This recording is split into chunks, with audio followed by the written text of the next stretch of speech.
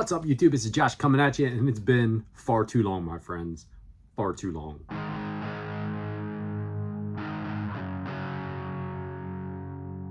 So welcome back in, Josh, to YouTube, because it's been a while since I've sat down with you guys and talked to you. God, it's been like 5 months, 6 months, something of that nature since I put a video out. I actually have shot one or two things once again and kind of just been like, I don't really feel like editing it, or when I would get around to editing it, I'd be like, I don't really think I like that and want to put it out, want to put the effort into it. So I didn't, but I'm going to try this time to make sure that we get through this one, get it edited and get it out, just so I can say hello to everybody out there in YouTube land. It's been a while. Like I said, a lot of things have happened since then in the video game collecting realm, that's for sure. This beer that we have right here, though, is a really tasty one. Look at that golden hue. We've got the all Citra IPA. This one comes to us from South County Brewing Company in York, Pennsylvania. I have had this one. Probably held on to this one a little bit too long because I wanted to enjoy it on a video with y'all. But I'm sure it still smells pretty damn good. This became a favorite of mine a couple of months back. I tore it up when I could find it anywhere I could get it. Really good IPA. This one has a very citrusy, all Citra, right? Flavor to it, very good. Hazy IPA, smells incredible. I have not made it up to South County Brewing. I've seen pictures of it and stuff. Other people that I know have went up to it and they've said it's a really good time, good place to check out. So at some point I'll get up there to York, Pennsylvania to check them out, but haven't been up there yet. Life's just been too busy, and that's why I haven't been doing much YouTube or doing much of anything else, but I have made some time to drink a couple beers.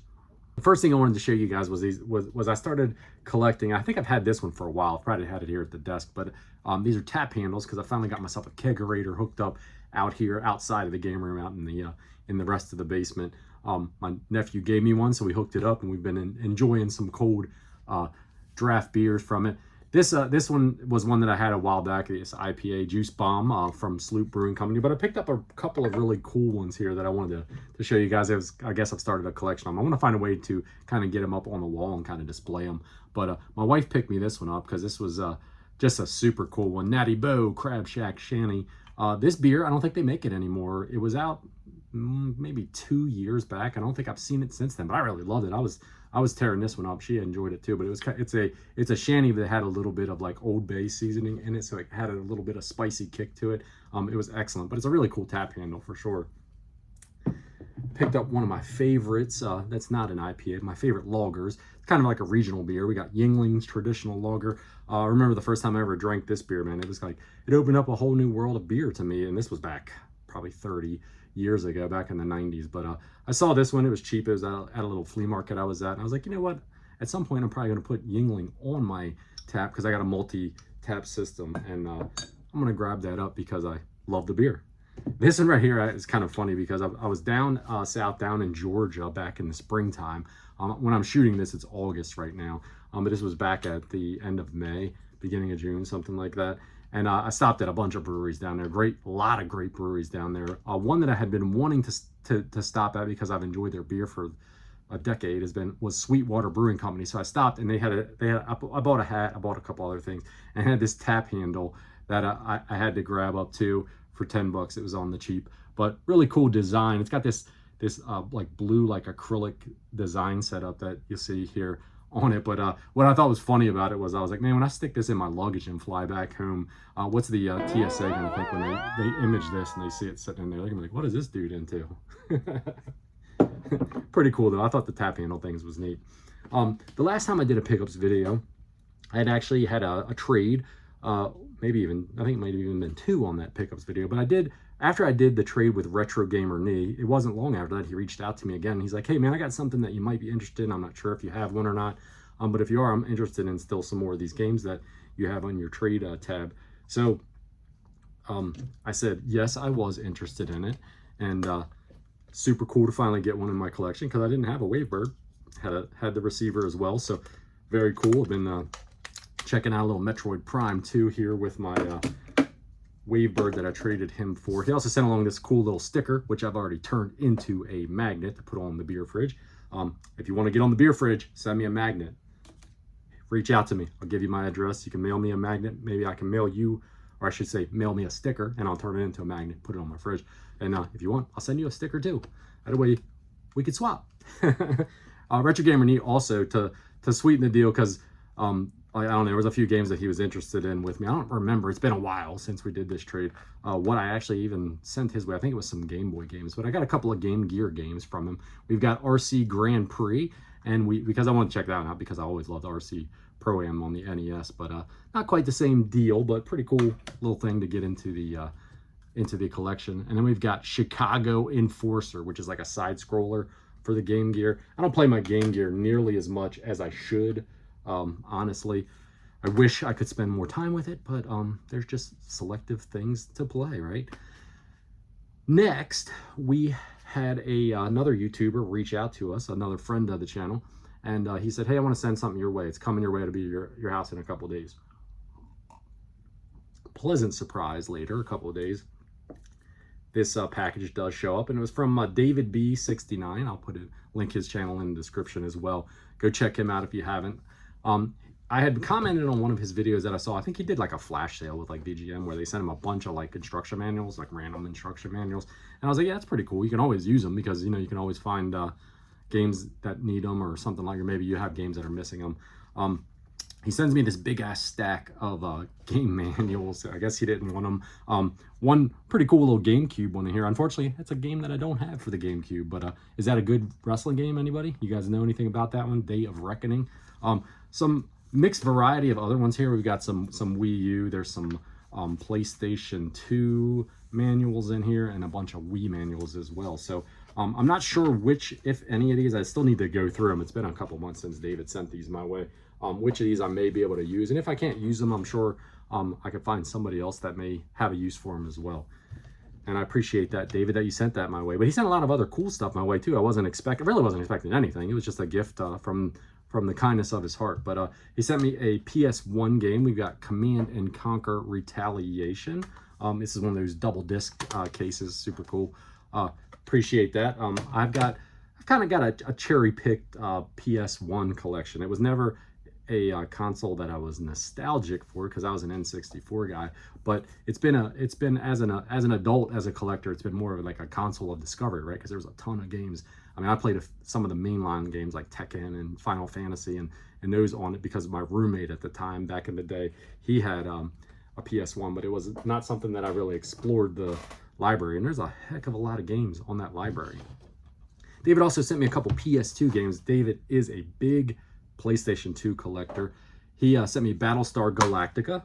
Nice complete copy of this. I think I had this game at one point in time at some point, but I don't have it now. But now it's cool because I do, because David sent the gift my way. It's a Starfighter type of game. Haven't put much time into it yet. At some point I'll pop it in and give it a little bit more of a go.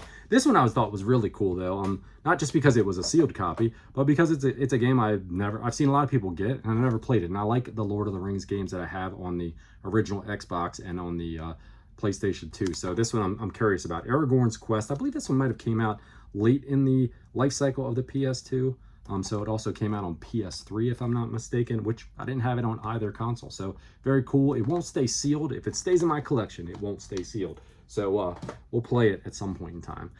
Probably, though, the very coolest thing that David sent me, because I love getting these from other YouTubers, is a dust sleeve, a custom dust sleeve from Video Game Dust Sleeves.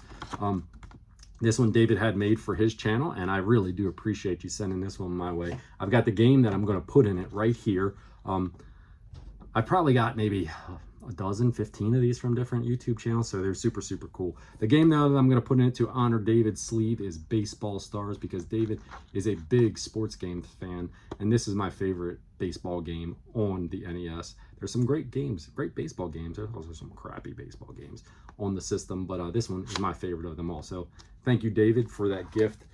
Really awesome of you to send that all this stuff my way. In my area, we have a flea market that pops up once every 2 months or so. It's an indoor flea market. It's never really a great thing as far as finding games and stuff. I don't really, to be honest with you, if I want to really rant for a minute, there's really not a great way to find video games anymore. Not in the last couple of years. Things have seemed to have tightened up a lot, and it hasn't been good for collectors, in my opinion. Now, maybe you're having better luck in your area, or maybe if you are in my area, you're just getting the finds, you're putting the work in. I don't know. But anyways, this flea market, I found a few things at it once in a while, but this time around, I found something worth showing anyway. I was walking along looking through the booths, not finding much of anything, and I happened to see a couple of Tengen games sitting on a table, just like, kind of like this. You couldn't tell what they were, you know, from the distance. They were, and I was like, oh, what's this? I see some Nintendo games, right? So I walk up and I see these laying there, and it was RBI baseball, and it says $6 for both. I'm like, sold. I don't even need RBI baseball, but I'm going to pick it up because I know someone will want it, right? I'm like, what is the mystery game underneath of it? Is it Fantasy Zone? Is it Tengen Tetris? Come on, baby. What do we got? We got another copy of RBI baseball, the first one. That was what was even the bigger shocker. I was like, it couldn't have been like number 2 or number 3. Nope, exact same game, both in fantastic shape, like clean. Honestly, I'd have to look to see. I have a box copy. Actually, I think I have a loose copy and a box copy already of this game. But I should check to see if it's in better shape than the ones that I have, because these were both super clean. The backs were super clean on them. So $6, I wasn't going to leave them behind. Like I said, you just don't find Nintendo games out in the wild like that too often. Cruising around that same flea market a little bit later, and I come across, we were getting ready to leave, and I come across a booth probably that I had scammed over once before and didn't see them, and I was just looking at other things on their table while I was waiting for my wife. And I see some Game Gear instruction manuals. It was 4 of them. I said, what do you want for these manuals here? The lady said, how about a quarter a piece? I was like, here's $1, I'll take them. And they're all games that I have, but I didn't have the manuals for. So we've got The Lion King, we've got The Incredible Hulk, we've got FIFA International Soccer. Actually, I'm wrong, I don't have this one. And we've got NBA Jam Tournament Edition. So still couldn't go wrong with it for $1 for 4 manuals. So super cool to have actually found anything at the flea market. All right. I think most of the rest of these yard sale pickups were annually in my area. The last 3 or 4 years, I've probably talked about it on the channel in a pickups video. They have this gigantic community yard sale for like a 3-day stretch. It's always in the middle of August every year. Unfortunately, this year I missed the very first day. I had to work. Something came up at work that I could not get off for. So my wife and daughter went without me, but I did get to manage to go to the second and third day. It's funny because on the second day I'm walking around looking at stuff, found a few things, oddball things, not video game stuff, but just different things that seemed like pretty good deals. And I was happened to come across this one older gentleman who's having his yard sale, and I'm just looking at his tables, and he's like, well, what are you looking for? I always ask everybody, what are you looking for? Because it could be something I have that I don't have out on the table. And I said, well, I always look for media, like video games, certain movies, VHS, different things of that nature, just because I collect video games and stuff. He goes, sold all the Nintendo and the PlayStation stuff yesterday. I'm like, go figure, right? But I did find some other cool stuff at a couple of different other tables. I found this really cool supervillain book. Got this, somebody bought it for $3.99 on clearance at some point in the past, but I got this one for $1. Guy had a bunch of books for sale, but it's really neat. It's got a lot of cool stuff. I wanted to get some time to read through it, but it's about comic books, and it's also got a lot of stuff about film. It's just about supervillains and the history of them. It's got a foreword by Stan Lee. It's all about comics in Hollywood. Just looked like a cool book, and I was like, for $1, I'm gonna grab it because, you know, why not? I came across some VHS. Now I don't really collect VHS, although I probably have maybe 20 or so here just on display in the game room or stuff like that, because I don't really even have a VCR hooked up anymore.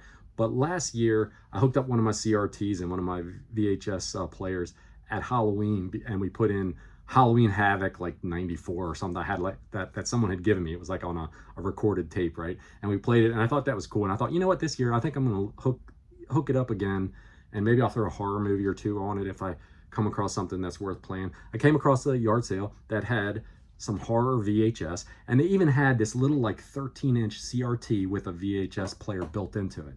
I was all about it. It was like the guy's like, you know, the VHS tapes are $5 for $1.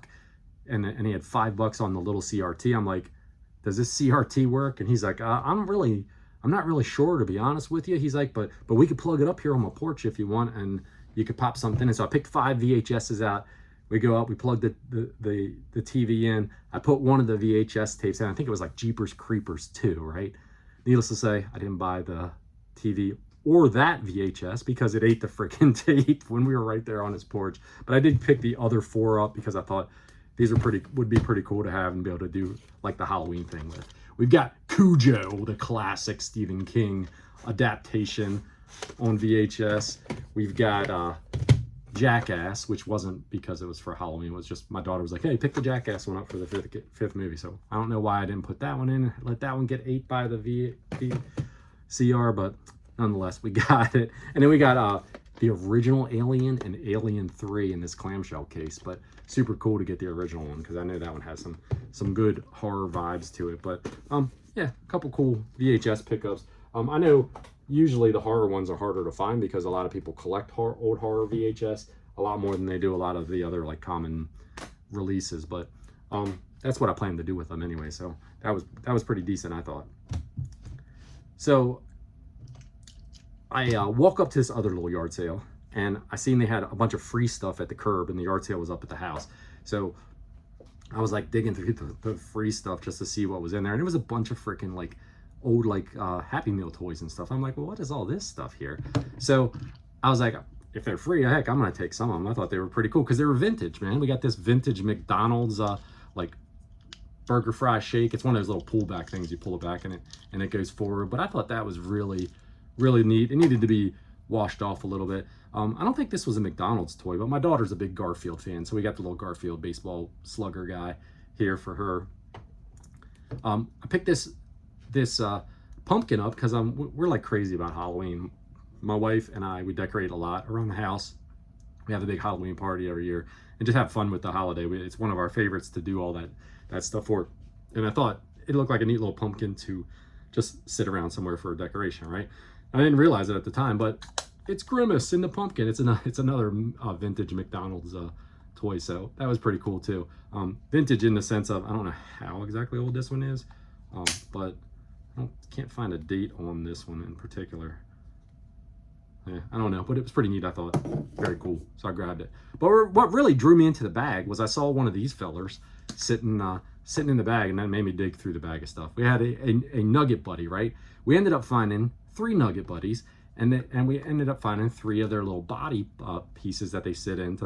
I thought that was super freaking cool. Got this little guy right here, looks like the singer.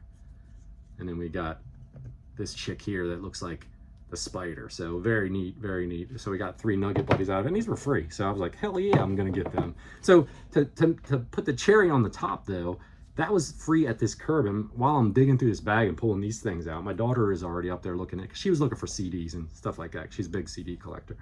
I think I kickstarted that when I gave her my collection of like a few hundred CDs. But anyways, she's like, Dad, there's some video games up here. I'm like, okay. So I finished digging through the bag and I walk up to look at the video games. It wasn't a lot. It was like, there was like 6 video games, 6 or 7 on her table. She had $2 or $3 a piece on them. So I ended up getting 4 video games from this lady here. This one I bought on a flyer just because I was like, I never heard of it. And I didn't have my phone. I wasn't getting out and checking like prices or anything. But we got Jam Sessions for the Nintendo DS. Complete copy. As you can see, paid $2 for it. It's worth about $2, maybe $3. So it must be a pretty crappy DS game, but whatever. It was only $2. Then I picked these. It was two PS1 games and a Dreamcast game that I picked up off of the table. There was a couple other PS1 games. There was like a Bug's Life and another one, like a Frogger game or something. But I just really wasn't interested in adding them into my collection. I picked this one up because it looked weird though, and I never heard of it. Paid $2 for it. It's called Sheep. Still don't know what it is about. It's not this one's not like a banger of a game from a value standpoint. It says Comic Mischief. They traveled millions of miles across the galaxy. Their mission was simple: pose as stupid creatures and study the habitat. So I don't know. But it was one that, like I said, I'd never heard of. And it just looked weird, you know. And when you find stuff that's weird and it's cheap, buy it, because whatever, you're not going to go wrong with it. But I'll check it out, see if it's worth keeping or not. If not, it'll go on its way. We've got another one that we paid $3 for, and we've got Project Overkill. Now this one looks pretty badass. It looks almost get like a it's got like a Total Carnage almost type of look to it, with the isometric top down, or I don't know, isometric down viewpoint that you have, and it looks like some kind of shooter.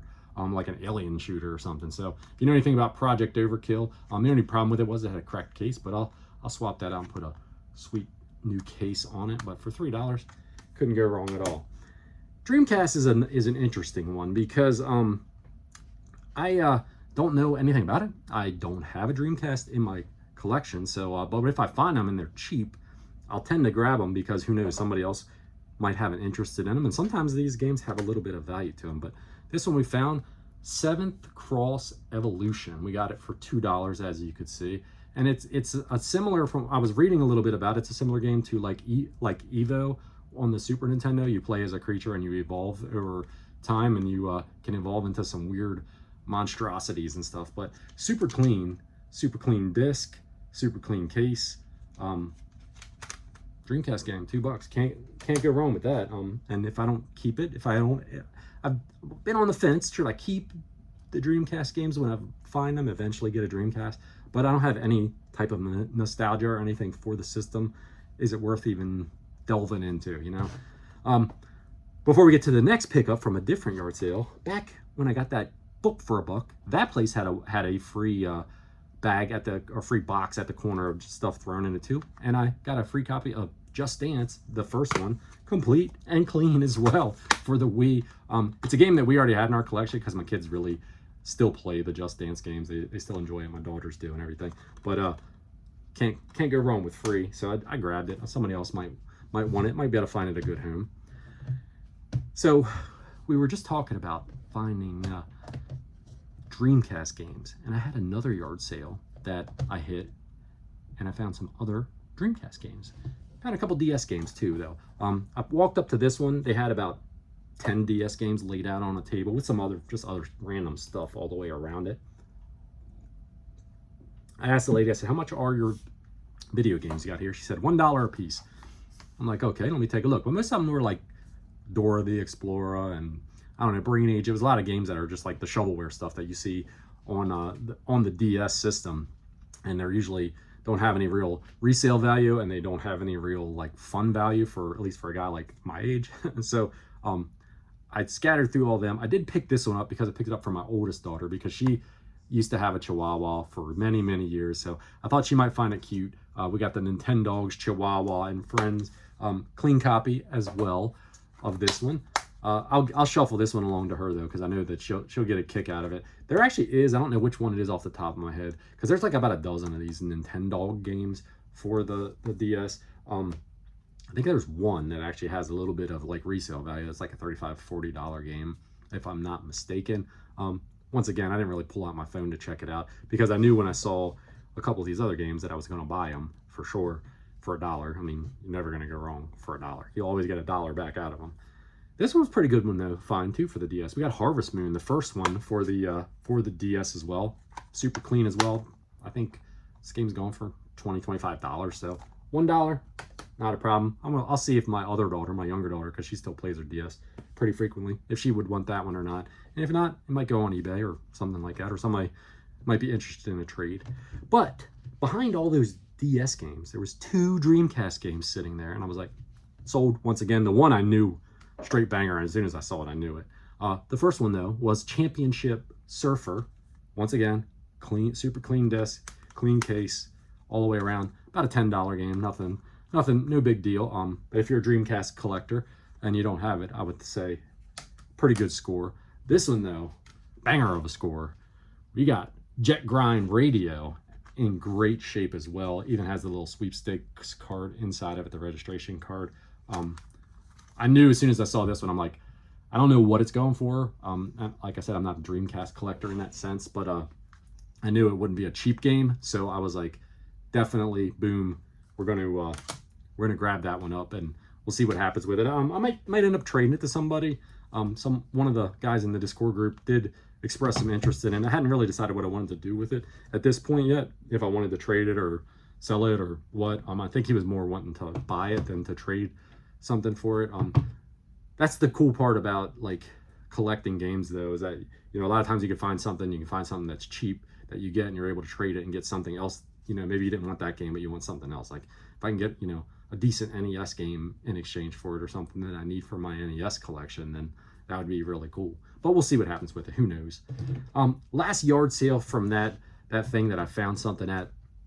We were cutting through an alley, and we were like, hey, there's a freaking yard sale over here in the alley too, because I told you there's yard sales everywhere. So we pull in, we stop. My daughter spots them. She's like, I think there's video games over there, Dad. So we pull in park. We walk back around the corner to where they're set up, and there was a big stack of PS4, PS5 games, and a couple PS3 games in there too. I looked through them. The games were kind of priced individually, so it was like some of them were like $5, some of them were $10, some of them were $20, because he had some nice steel cases for some different games and stuff in there. There's only one game though that I was like, you know what, I'm gonna buy this because this is one that I've been wanting to find and wanting to play. And we've got PS4 copy of Guardians of the Galaxy. This is one that I just heard people talk about it, say it's a really cool game, and I've been playing a lot on my PS4 lately, to be truthful with you. So one that I wanted to get, they had $10 on this one. They had some PlayStation 4 and PlayStation 3 controllers set out too. They were, I think it was 1, 3, and then there was 4 PS4 controllers that were sitting there. I said, how much are the controllers? I see the games are individually priced. She said the controllers are $2 a piece. I'm like, okay, good deal. So I said, well, you take $10 for the Guardians of the Galaxy game and the one controller. And she said, yeah. So I gave her 10, bought it. I was thinking, man, I probably should have bought those other controllers, because that's pretty cheap, $2 a piece, right? If they don't work, it's only $2 a piece. But I did buy this one. We got this clear, like white PS4 controller. This one was a first market, a primary market PlayStation. Well, not a secondary market controller. Jesus, get it out. But I was like, I brought it home, wiped it down really good, plugged it up, let it charge, played around with it. It worked great. So I'm like, sweet. This particular controller I wouldn't have known, because I was just looking for an extra controller or two for to play with. I think that this one goes for like $25 or $30 for this style. So I was jacked to get that. But the next day when we went back up for the final day, I was like, you know what? Let's stop back there. It's on our way through to that same place, because if his controllers are still there, I'm gonna buy them at that price. I get back over. There was only one left. So the PS3 controller and the 2 black PS4 controllers were sold already. They would be for $2, right? But they had one like aftermarket PS4 controller that was sitting there. Kind of a cool looking one. I went ahead and bought that one for $2 though, and brought it home just to have an extra controller. Charged it up and messed around with it as well. So pretty cool to be able to get a couple of new used, right? New to me controllers for the PS4 for that kind of price. And I got a cool game that I have been wanting to find and play. All right, so coming down to the wire on what's left here for the pickups. We have some retail stuff, and then, like I said, we have a couple of gift things from that my wife had got me for various occasions. GameStop. So GameStop. Using my $5 coupons every month. I do have a little bit of a GameStop rant about them lately. What can GameStop do to alienate their customer base anymore? They try to do something different, it seems like, at least once or twice a year with that. But anyway, let's get to my $5 off pickups. The one month that I went in there that I had a $5 coupon, I picked up for the PS4 Atomic Heart. This was one, I was kind of looking around through the stuff, and I wasn't really finding anything in the retro sections that I was like, yeah, I want to get that and add it to the collection. So I got this one because I saw this a while back, and it had a really cool, like, almost like Fallout, more like a BioShock kind of vibe to it. And that's why I grabbed it up, because I love both of those games. Pretty much all of those games from those two series. So I thought this would be pretty cool to check out. So another cool one for my PS4. The next month I went in there and I did find a retro game. We got, for the Super Nintendo, we got Battle Cars. Now, I was curious about this one. I was going to pick up a different game, and then I saw this one in their case, and I'm like, you know what? I think it was like $15. No, it was $20 is what they had on, $19.99. And I was like, I take my $5 coupon off, get it for, $14.99. I looked it up real quick just to kind of see what it was. I was like, that's kind of giving me some like F-Zero vibes as far as like graphically the way it looked. It's not like F-Zero though when it comes to the gameplay. It does look a lot like that, like graphically like that.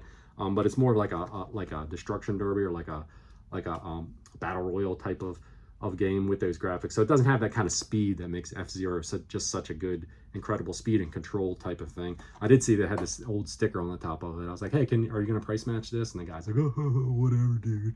But anyway, GameStop employees. I don't know, the ones in my area, the few GameStops that are left, they're not the most friendly employees. I don't know. My retro game stores, much better people. But anyways, grabbed it, put it in the collection, play around with it a little bit more.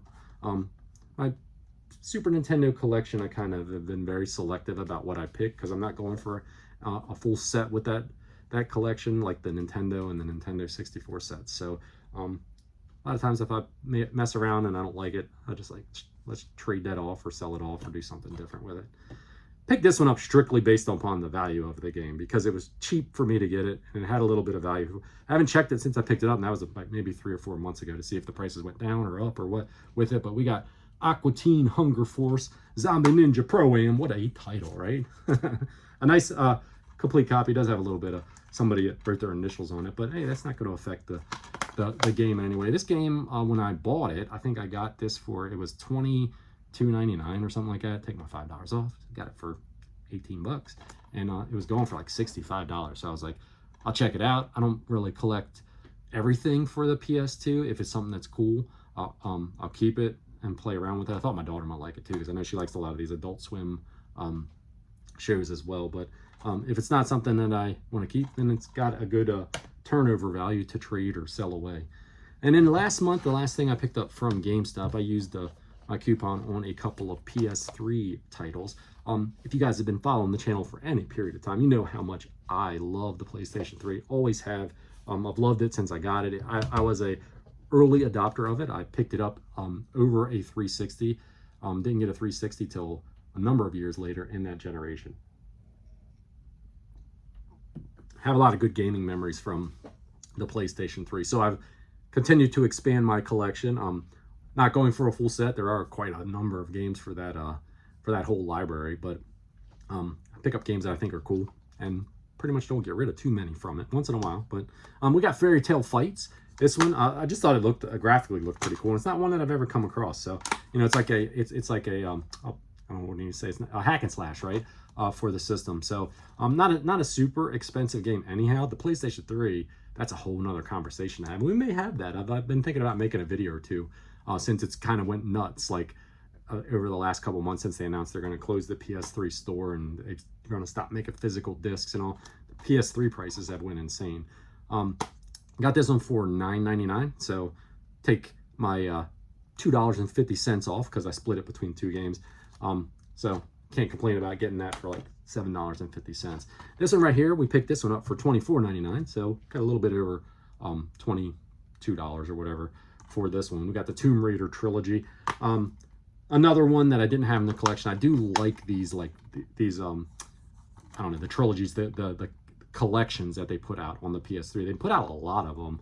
I didn't start collecting them until kind of later on in the life cycle of the console of the collections, but there's still a handful that I'm missing. But I thought this one was pretty neat, and it's got all 3 of these games on it. So eventually I'll get a chance to check it out. But love collecting for my PS3.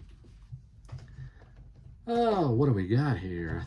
I had a couple of retro game store pickups and 1 eBay pickup. So this eBay pickup we picked up here, we got a copy of Captain Comic, an unlicensed NES title. Pretty decent shape card. You see a little discoloration at the top, but from the old canary blue. The reason that I picked this up though, because I had the game already, but it was just a variant of the game. So if you see, the one has got an upside down label and the other does not. So this was my original copy that I've had for a while in the collection, and we added this one to it.